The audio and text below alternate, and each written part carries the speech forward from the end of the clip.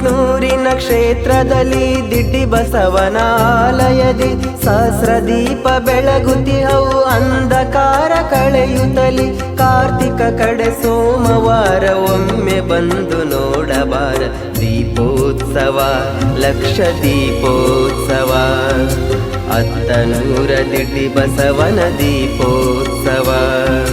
ಅತ್ನೂರಿನ ಕ್ಷೇತ್ರದಲ್ಲಿ ದಿಡ್ಡಿ ಬಸವನಾಲಯದಿ ಸಹಸ್ರ ದೀಪ ಬೆಳಗುತಿಹವು ಅಂಧಕಾರ ಕಳೆಯುತ್ತಲಿ ಕಾರ್ತಿಕ ಕಡೆ ಸೋಮವಾರ ಒಮ್ಮೆ ಬಂದು ನೋಡಬಾರ ದೀಪೋತ್ಸವ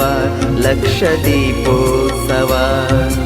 ಅತ್ತನೂರ ದಿಡ್ಡಿ ಬಸವನ ದೀಪೋತ್ಸವ